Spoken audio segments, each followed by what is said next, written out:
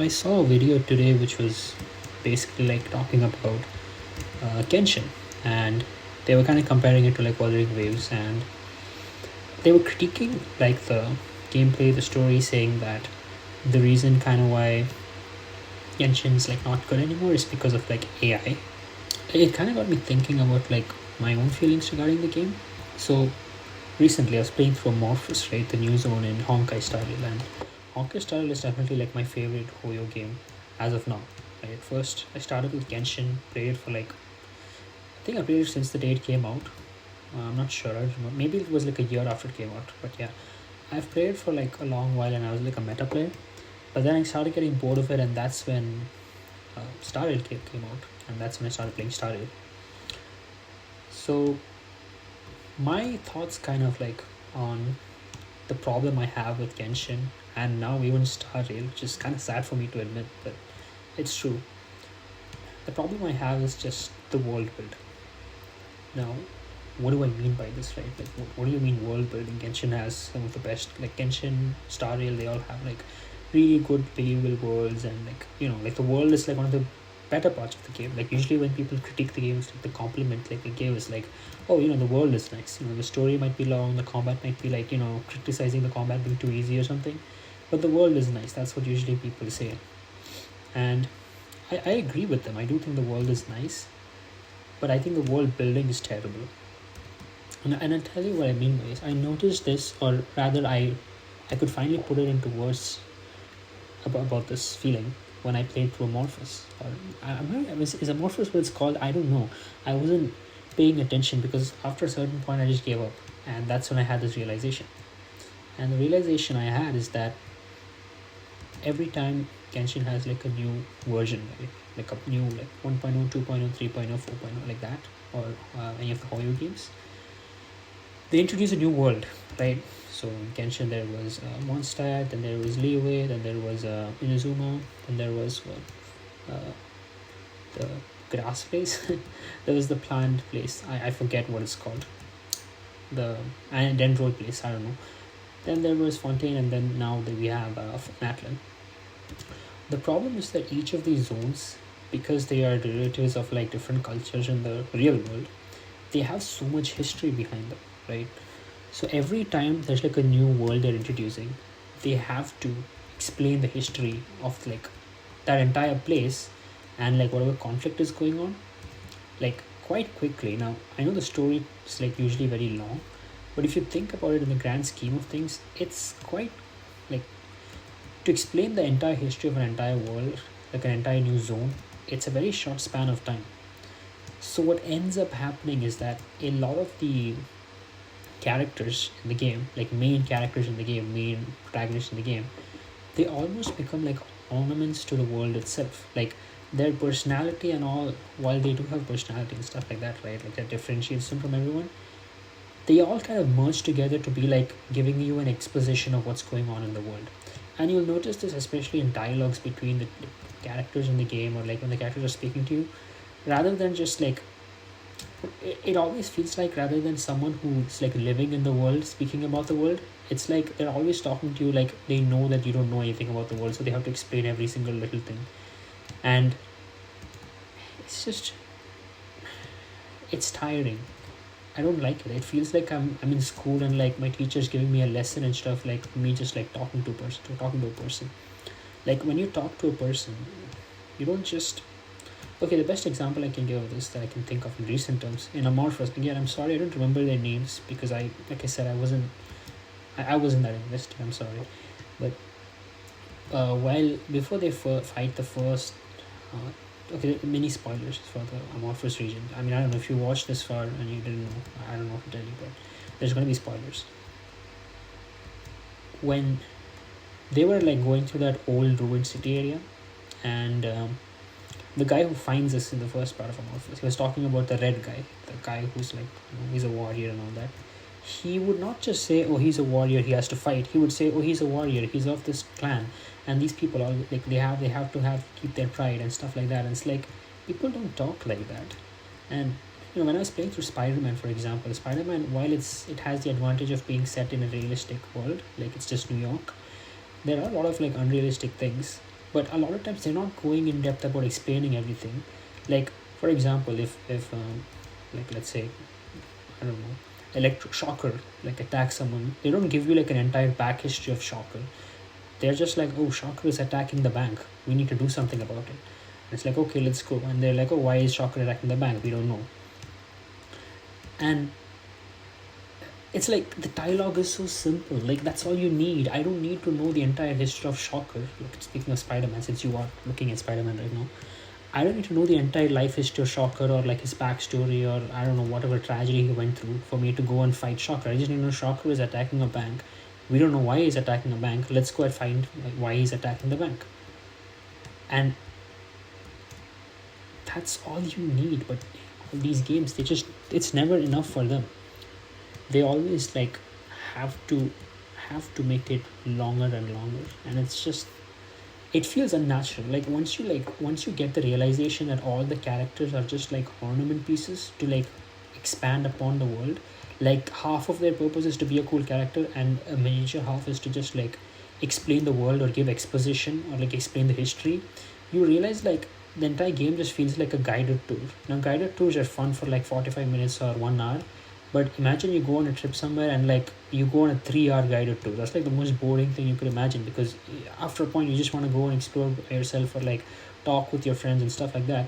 But imagine, okay, here's how it's said. Imagine you go on a guided tour with your friends, but every single one of your friend is actually a member of the guide. You're actually a member of the guided tour, and their job is to like explain it to you. So you think these people are like your friends and you're hanging out, but nah, they're just there to like explain to you like all the cool locations and stuff. That's not fun. Like you want that like maybe like the first hour, first 45 minutes, first maybe 1.5 or 2 hours, but then you just want to chill with your friends, right? You want to feel like the characters you're hanging out are like people who are like, you know, your friends or your allies or whatever. But it just feels like they're just like, oh hey, I'm here to like, hey, I'm your next guide, this guide is tired now, let's bring in the next guide. Every character in the game just feels like that. And it really sucks that I feel like this now about Honkai Star Rail, because I really like the combat system in Honkai Star Rail. I kind of had taken like a backseat on Genshin because Genshin's combat is, and it's all right. It's not bad, but it's not that interesting. Also, it's just okay in my opinion. And because of that, Genshin had just kind of taken a backseat. But I was kind of okay with that because, you know, Star Rail was like my main game, and Star Rail was like my favorite game that I would play every day because I genuinely enjoyed the combat in that game and stuff like that. But now it's like it's happening with Star Rail, and I'm just like, it's not a Genshin thing, it's a Hoyo thing, and they really need to stop. Like, I wouldn't even say like they have to create like a great or perfect story or like an amazing, because here's the reality, right? You don't need a good story. This sounds odd, right? You don't need a good story, you just need an interesting story. Most stories of movies or games, they're kind of mid. They're not as good as you think they are. The reason why they're good is because they're fun, right? Like the game is fun to play. Another game that like for example, Spider-Man, right? This Spider-Man, like the one I'm playing right now, it's the remaster on the PC version. This one's story is, it's not that good. It's an okay story, I would say. It's not like the most amazing story or whatever, but I could just play this game for hours and hours on end because it's just fun. It's just so much fun to just even just swing around. Now I know this comparison is not entirely accurate, but another game I can tell you that I really like is the Yakuza series, right? Yakuza 1. I played from 0 to 4 now. Sorry, I'm playing 4 right now. And again, Yakuza's story, the stories are not that good. But the game is just fun. The characters are fun. That's the best part. The characters of Yakuza, I mean, if you've been on the internet for long enough, you must have seen at least one Yakuza meme.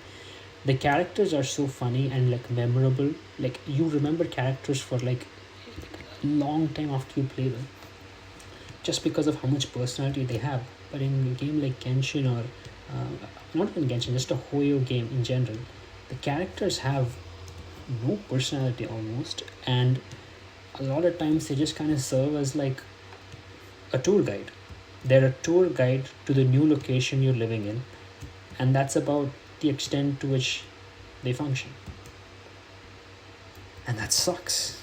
And I think they need to really do something about it and make a change. Otherwise, I mean, they are making a lot of money, so I guess it doesn't really matter to them. But it does get boring, and to me, it is kind of losing its steam, I would say. and and it sucks for me because I really like Star Rail's combat, right? Like I really like Star Rail's combat.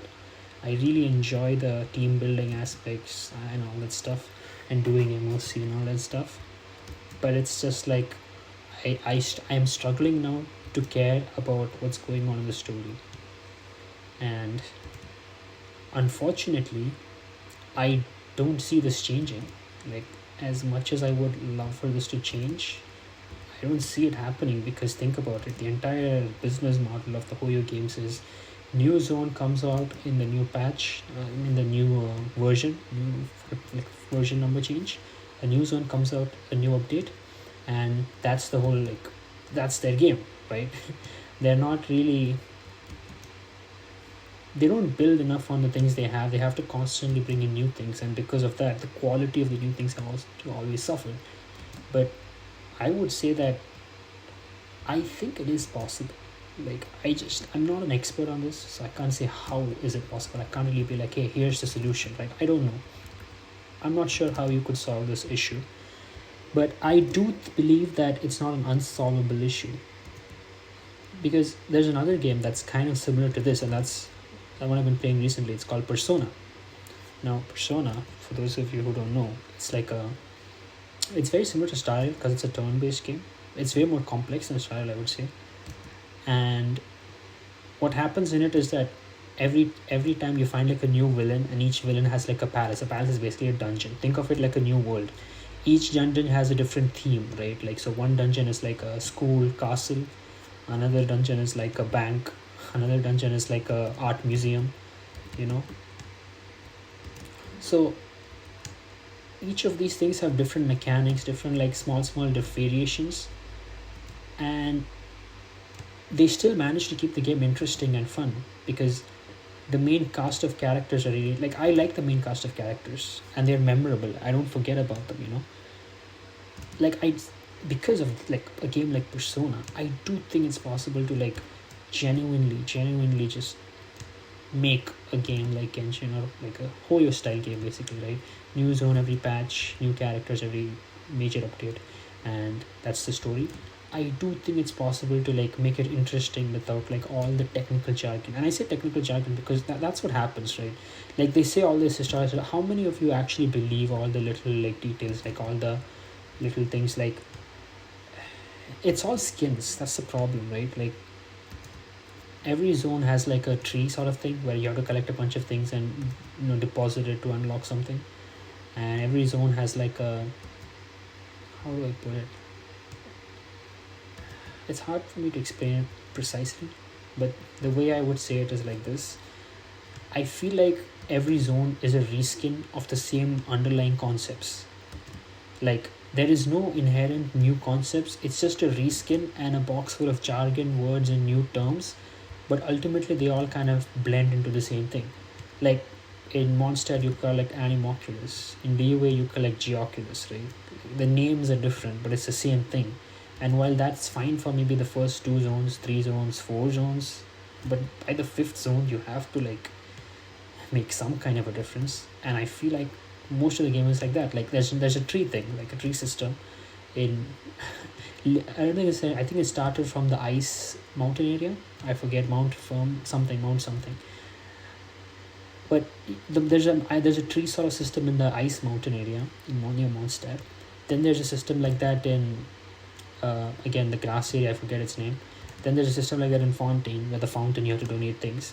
Now there's something like that in Natlan also, and it's like, okay, it's the same thing, but it has like a different history, different concept, name, and all that, but it's the same thing. You get what I mean? And when you do the same thing so many times with no variations for like so many years, you break the illusion of the game, right? Like, I'm like looking at these things as like mechanics in a game rather than like part of its history. Because if you actually like play through, there's usually a story quest before you unlock these trees and stuff. If you actually play through that, there's like a reason for these things. Like, there's a reason why you have to collect these things, there's a reason why these things are there, and it's like, it's not just the mechanic of a game, there's actually something meaningful behind it. Now, bringing this back to the comparison of Spider-Man, there are some collectible things in Spider-Man also. For example, there's like a black cat hideout sort of thing. so that it's like she's stealing things from things, and you need to like spot a toy cat. And when you spot all the cats, you unlock the suit I'm wearing right now, the black ended suit. You unlock this suit if you like collect all the cats. You also find out where black cat's hidden stashes. But here's the thing: there's first of all the story behind the cat collecting the cats is very simple. Black cat is breaking in somewhere. You need to find the cats so that you can figure out where black cat's hiding location is, like where she's hiding all this stuff by triangulating through some algorithm. It's nonsense, right? Think about it. Nothing I just said make any sense. Like what, you find some toy cat that black cat is leaving behind, and then you triangulate her location. It's nonsense. It's bullshit. But because it's short, like there's only 12 of these collectible things, because it's short, because every time you collect them, black cat will give you like a small voice line, and because Spider-Man will also give you a small voice line, and you unlock this suit, and because the story is so simple, not once when I was doing it did it break my immersion. Did I feel like, oh hey, this is just a mechanic in a game, oh hey, I'm just collecting this for some like to just get a reward. I never thought like that. I was just thinking, oh hey, I can like web swing to this next location, which is like super fun, and then I'm going to collect this thing to find out where black cat is hiding. Now this is what I meant by like, you don't need like a good story or like the best story or like the most the most amazing concepts or something. You can have something simple, something illogical, like I said, triangulating black cat's location with her toy, with the cat toys, like it's stupid, makes no sense, but it doesn't matter because it's fun to do.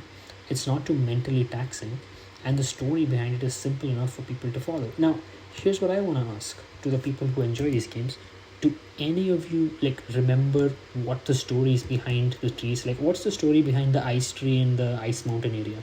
Like what is it?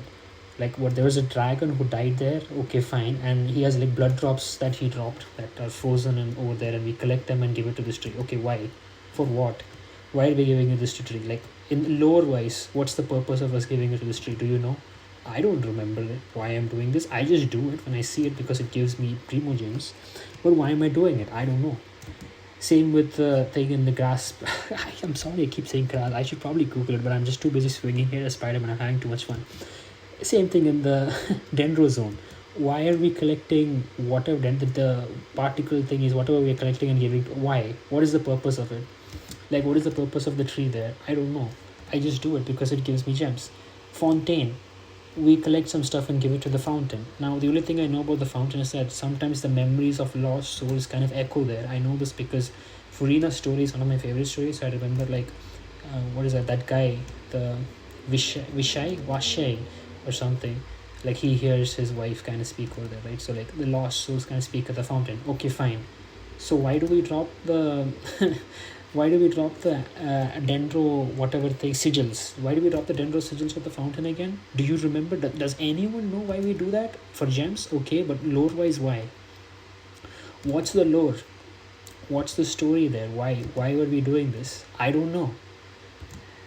And again, going back to Spider-Man, I apologize, but I know some of you might not like the comparison with Spider-Man because you'll say it's a AAA game, it's made by Sony. Well, MiHoYo is probably one of the richest companies in China, and they make good money, okay? Please, the excuse that it's not comparable is nonsense to me, because they make a very solid amount of money and their games are very profitable for them, and they are being lazy. Like they could do so much more with how much they make. And I'm not asking them to like create some complex mechanics or something. Like I said, it's just simple storytelling, simple changes in the script, in the way the story is told, that could make these games like infinitely more enjoyable.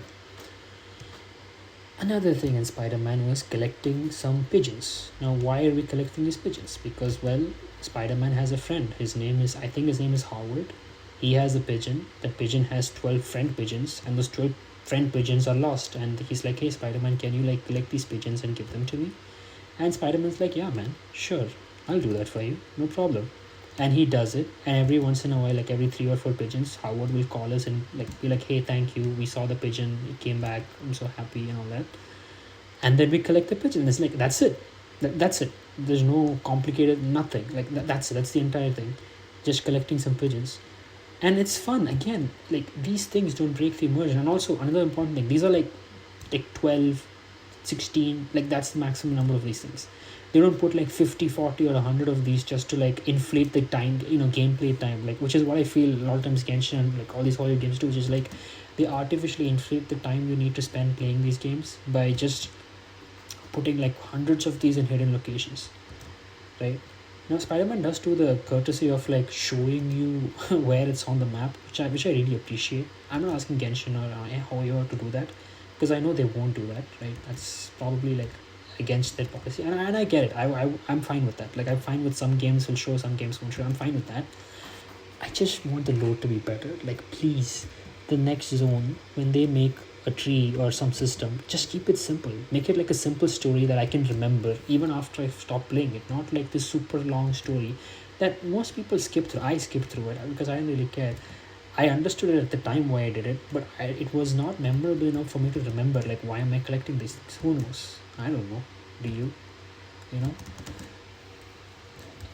So, I really think they need to work on their world building. Their worlds are actually good.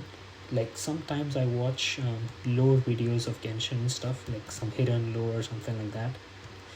And the thing is, when those people explain how the lore, now I would never do the things they do, like, sorry, I would never do the things they do, like, they would like read like books and stuff, like in the game, like read the books in the game, or like the hidden text, or like stuff like that. I would not really do that because that's too much, and I don't think most people do that. But when they explain the lore, the amount of detail that the people making this world have put into it is incredible. Like, there's little details in like descriptions of artifacts, like or relics or whatever. Like, there's like little descriptions which like predict like future events or like stuff like that. Like, if you were paying attention to relic details or relic backstories, like stuff like that. Like, there's so much detail and lore that people put, and foreshadowing, like detail, lore, foreshadowing, world building, they put within the world, like as the system. But then the characters, the story writers, the script writers who are supposed to like invite us into this world, they do such a poor job of it, and they make the world seem so dead. Like, they make this complicated world with like, which is supposed to have, thousands of years of history and stuff. And like I said, to the credit of the devs, they have put like a convincing amount of things to make it seem like that, visually and like information wise. But then the characters, the script just throws it all out the window, and it's like this mediocre story with like, it's just bad. It ruins the characters, because the characters are just an empty shell to give exposition of the current world. Like, that's it. Like, most characters in the story of Genshin games, or even Star Rail now, that I feel, are just empty shells that kind of explain what's going on in the world, and that's it. That's their entire role. They don't have any other role. It's just, hey, I'm your next tour guide. And then when one guide gets tired, they bring us to the next guide, and then the next person just stands there, and instead of talking like a normal person, every sentence they say has to have like, I don't know, 10 years of history just packed into it on the side for no reason. And it's like, just stop. Like, just stop. Just, you know. But that's my thought. I don't think this is an unsolvable issue. Do I think they'll solve it? No. They already make enough money, and I feel like they have a strong enough fan base that they don't have to actually change anything, right? And I do think, while the change is possible, because of, like I said, games like Persona and stuff, I do think that it'll take a lot of effort for them. I don't think that effort is worth it for them, financially speaking. And to be completely honest, and this is something that, while I cannot see it myself, I'm sure there are people who enjoy this style of storytelling, right?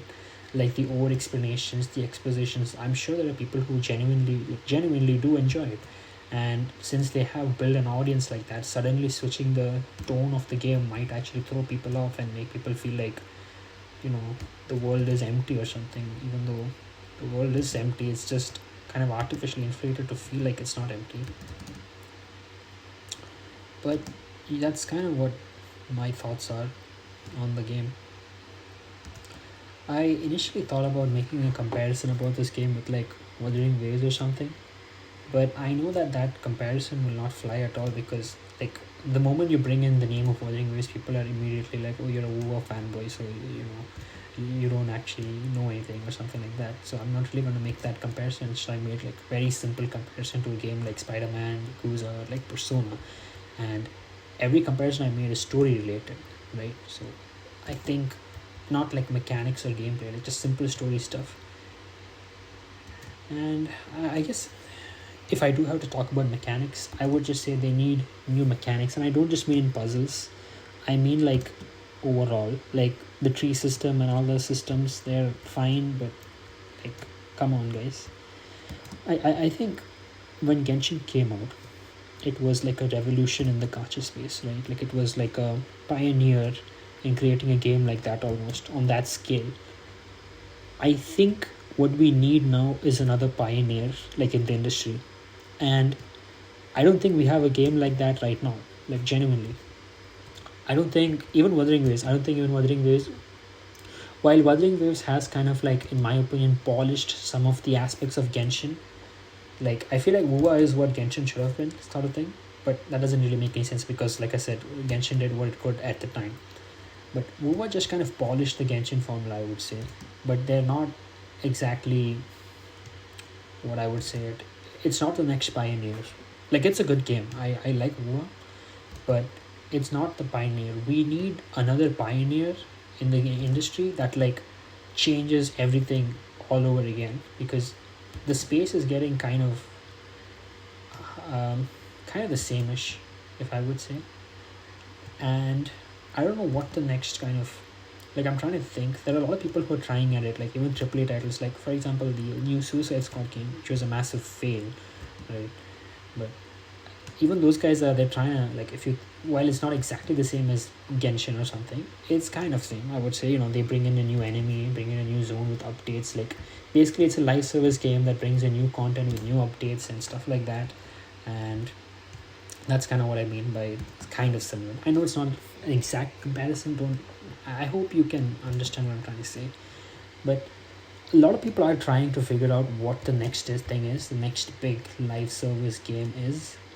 I don't think anyone's got it, and I'm not sure if I don't think even I know what that's gonna look like. But I do feel tired of the way these things are kind of going right now.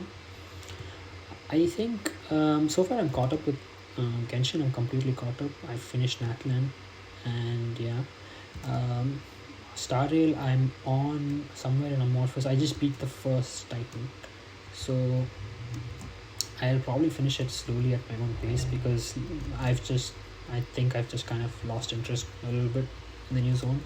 So I'll just kind of finish it at my own pace. I think I'm not that invested. I do like the combat stuff. That's the other thing. That's the reason I feel so sad about Star Rail, because I thought Genshin was kind of bad, but Star Rail was like, I thought what happened to Genshin couldn't happen to Star Rail, but now it's happened to Star Rail, and I don't know how to feel about that. Oh yeah, I wanna. Did any of you get the secret ending where, when Galia asks, "Do you want to help us or not?" and you're just like, "No." Like after the test she does, where she's like, "I'm gonna kill you," and the guy comes and saves us last second, and she's just like, "Do you want to help?" and you say, "No, I want to go back," and then they give you like the fake ending.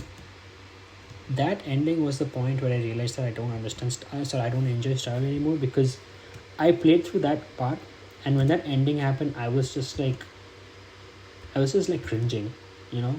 I remember this is not the first time they've done the fake ending. They have done this before, and I was just like cringing, because I was like, you guys have literally done the exact same joke before, and the fourth wall breaking joke, it's fun like once or twice, but if you do it again and again, you have to innovate on it. You can't just make the exact same joke again and again. And even like the funny dialogues they have, like the funny dialogue options that you can choose, that are like the Trailblazer being kind of snarky, even those were like, they were just kind of boring. Because again, I just felt like, I think the point of a fourth wall break is to kind of be like, hey guys, I'm me, the character. I'm not like with the characters of this game. I'm with the, what do you call it, I'm with you. It's the fourth wall break is supposed to be like a call to the audience, where the main character is like, hey guys, I'm with you guys, the audience. I'm not with the characters of this game. I'm not dumb like these other people who are in this movie or this game. That's kind of like the joke, right? I think when you do it and it's cringe, it's because I don't feel like the Trailblazer was kind of like on the same, I guess, vibe as me. It just felt like a really poor attempt to me to be like, hey guys, we're cool, right? Like hello fellow kids sort of thing.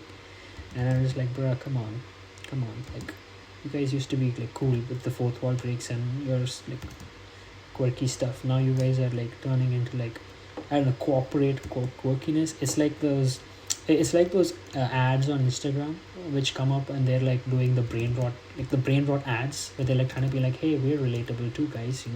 It just felt like that. It felt so forced, and I didn't like it. At least now, at least not in the way it's right now. Maybe if the game state changes and I feel like the people making this game is on the same kind of vibe as the players, then maybe I'll be like, yeah, that's cool. But right now, not really. And it sucks. It really does suck because I'll be real, like the story is good towards the end. Like even with Genshin, like I didn't enjoy Natlin all that much. But even though I didn't enjoy Natlin, I really did like the last part, like the last fight where you fight as the traveler, the fire traveler, and the Mauvika, and you keep switching between them. That was really cool. I thought that fight was sick. But it's like that's like what the last half an hour, last 45 minutes of the game, of the entire story was cool. But then you have to sit through like 6 or 10. I don't even know how long the story quest was. You have to sit through so much of the story just to get like the last like few minutes, which were like cool. And that sucks because like why? I really do like those parts, and I'm sure like even in Star Rail, like towards the end it's going to be like really cool. Like the last part of this amorphous story will be like really cool. But I have to sit through like 6-7 hours of just characters giving me exposition or giving me a history lesson while pretending to have a personality just to get there. You know what I mean?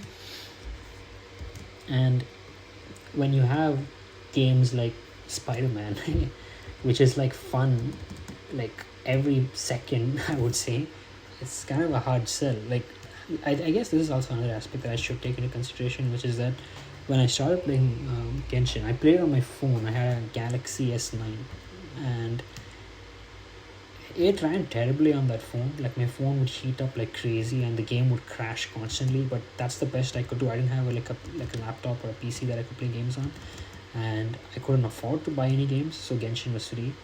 And I would play it on my phone with like 64 GB storage, and like overheating, burning. I would like put water or like a wet tissue on the back of it so that it'll be cooled. Like that's how I would play Genshin. But I would still play it despite all those like things, all those hurdles, because it was fun back then. Now I have more options. I can get games, like I can kind of afford to buy games, or well, let's just say I know how to get games other ways too. Back before I couldn't because I didn't have the PC for it. Now I do.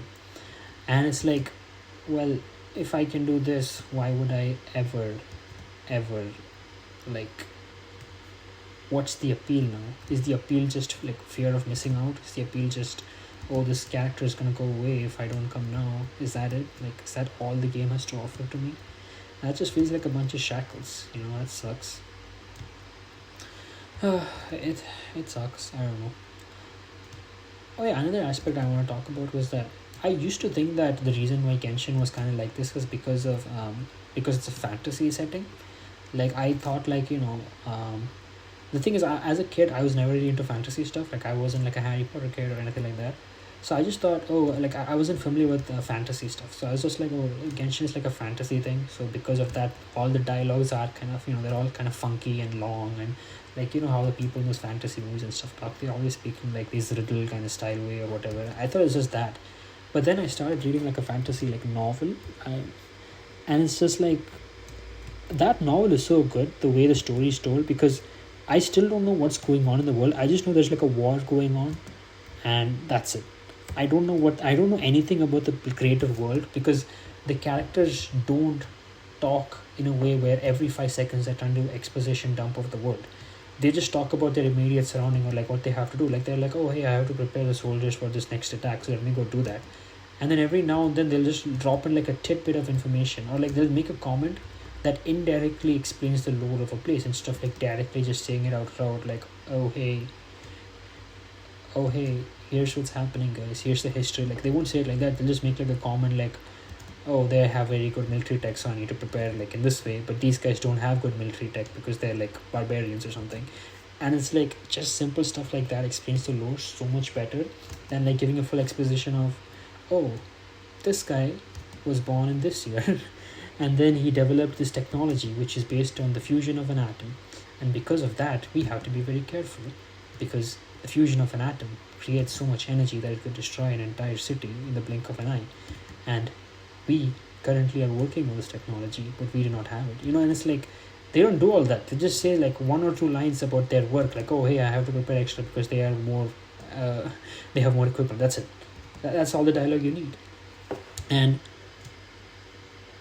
I genuinely think it pains me that this is such a simple fix that they could totally do, and it will probably reduce the work they have to put in, but they won't do it. I just know they won't do it, and it's like there's nothing you can do about it. Like the only way that this could change is with the next pioneer, like I said, the next revolution. There needs to be a new sort of like revolutionary change in the gacha space, a game that kind of sets itself apart from every other gacha game, kind of like what Genshin did, and it has to like compete. That's the only way any of these companies will ever even like think of making a change like that.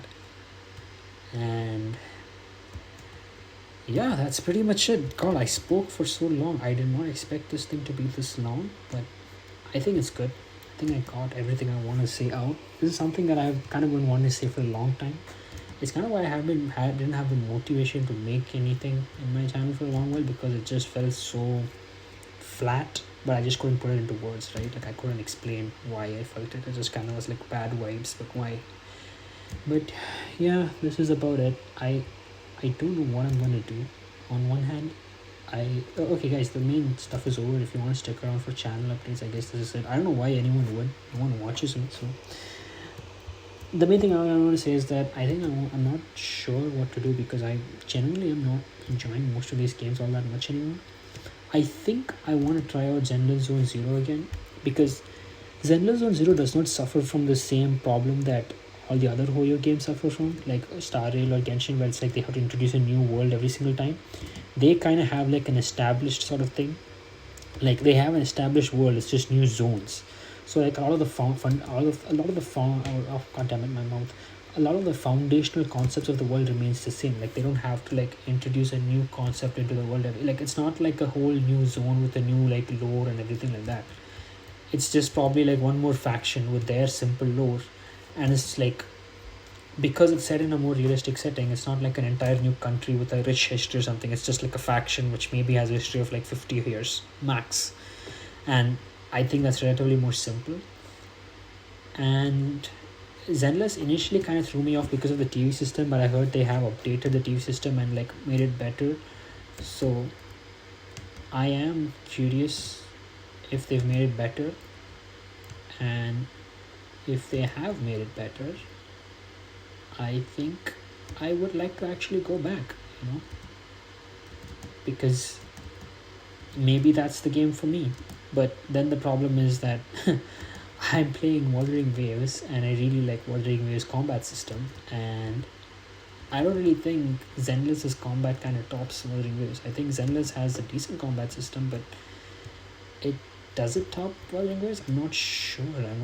I don't think so, to be honest. I think Wuthering Waves has probably one of the best combat systems right now, and I am enjoying Wuthering Waves quite a bit. I especially like the new zone. I think the way the world, I think from a graphics point of view, the world looks great. The world building, it does seem good. The story I like so far, like what's going on with the story, I really like it so far. So I don't know. Maybe I'll try Zenless. Maybe I'll just stick to like games like Yakuza and Spider-Man. I'm not sure anymore. So I don't know what's gonna happen with the channel. Like the channel was initially a Star Rail channel, and my channel started with Star Rail, and I know that if I switch up suddenly, it's just gonna like tank. It's just gonna fall off a cliff. And I don't really want to make a channel that's like, oh hey, my entire thing is I just talk bad things about Hoyo. Like I just complain all the time. To be honest, I do enjoy it.